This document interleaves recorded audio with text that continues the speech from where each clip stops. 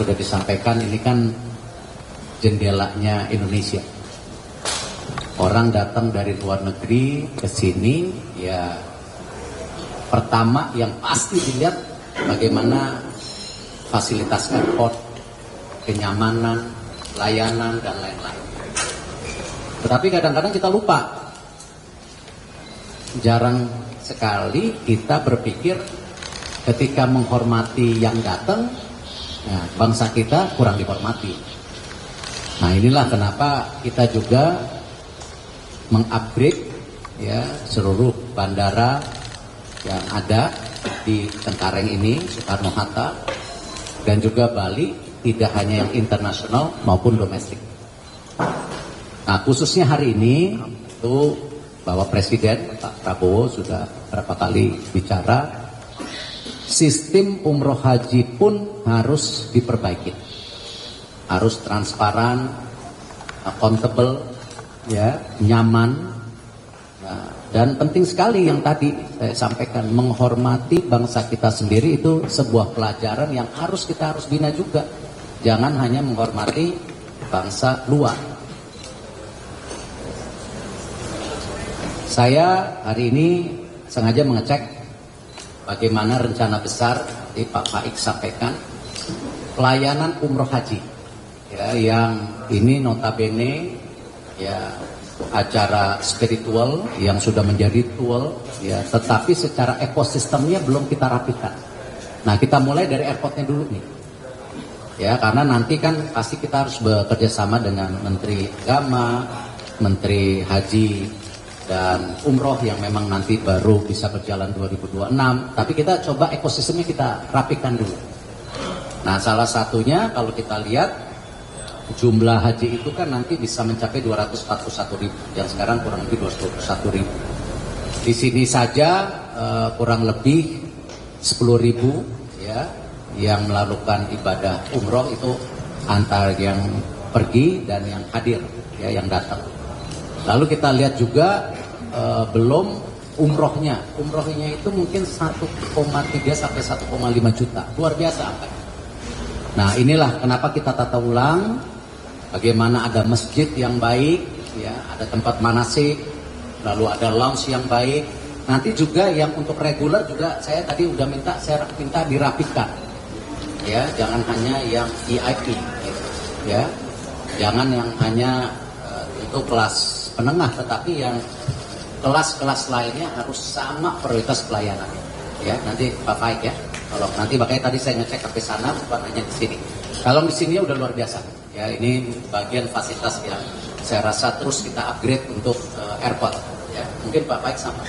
Ya, terima kasih. Jadi kita berangkat dari masalah yang kita hadapi selama ini, terutama untuk traffic management, ya. Kalau kita lihat di Soekarno-Hatta ini kan trafficnya luar biasa. Per hari itu rata-rata 150.000 orang yang berada di bandara yang berangkat dan datang, dan khusus yang terkait dengan umroh itu sehari itu sekitar 10.000, 5.000 berangkat, 5.000 datang.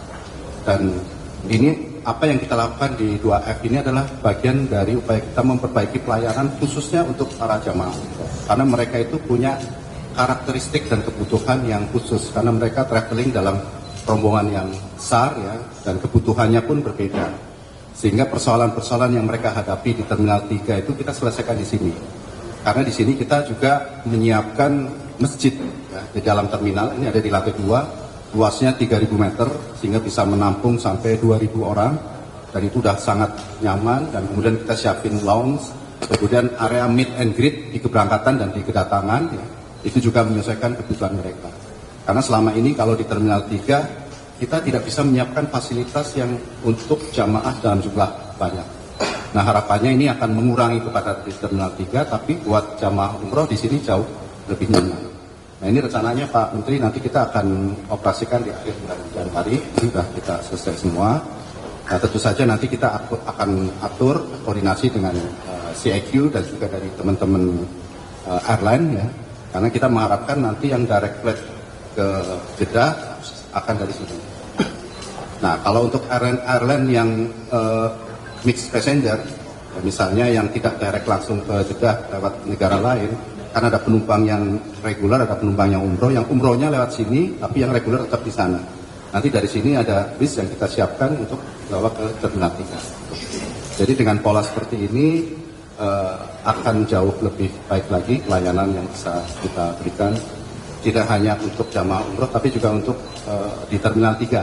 Karena kita juga persoalan yang kita hadapi di Terminal 3 juga masalah kepadatan traffic yang cukup besar, Pak. Jadi kalau kita speed di sini, maka kepadatan di Terminal 3 juga akan jauh lebih berkurang.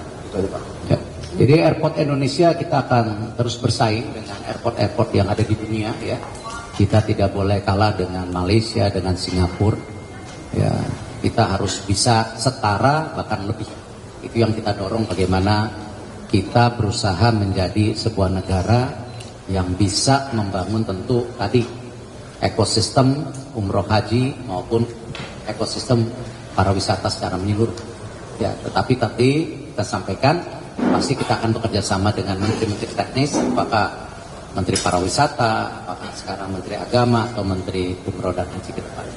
Kita siapkan secara ekosistemnya dan standar mutu yang setinggi-tinggi. Gitu. Ada pertanyaan? Tadi yang slide yang dari untuk Arab Saudi itu ada berapa Pak yang kira-kira nanti bakal dipindahkan ke sini? Kalau melihat schedule, Kalau yang mix itu berarti nanti penumpangnya yang dari sini langsung ke pesawat gitu ya Pak, nggak langsung ke pesawat. jadi gini, untuk direct flight itu dari Saudi Air ada 5 kali sehari, dari Garuda 3 kali sehari. Dan kemudian dari Lion ada yang langsung dari sini, sudah 2 kali sehari. Jadi yang langsung adalah Garuda, Saudi Air, dan Lion. Nanti semuanya akan berangkat dari sini. Kemudian umroh yang menggunakan misalnya Emirates, Qatar, tetap check-in berangkat dari sini, ya. Tapi nanti dengan menggunakan bis dibawa ke Terminal 3. Dan penumpang yang reguler yang non umroh tetap berangkatnya dari sana. Nanti ketemu di pesawat. Yang mix langsung ke pesawat. Ya, ya, ya. Jadi mengurai tadi yang disampaikan, jangan semua terkonsentrasi di Terminal 3. Karena kita harus urai, termasuk bagaimana airport ke depan juga yang low cost itu akan berbeda terminal. Nah ini, dan kita mendorong tadi semua slot jamnya itu diatur. Ya selama ini kita sudah diskusi dengan Menteri Perhubungan, Pak Menhub mendukung. Nanti slot semua kita atur, bahkan kita bisa airport ini ya tadi seperti kota sendiri yang 24 jam hidup. Ya jadi ini kita yang coba perbaiki. Jadi inefisiensi bisa kita carikan solusinya kalau memang kita mau sama-sama bekerja sama semua pihak. Berarti nanti nggak akan ada penumpang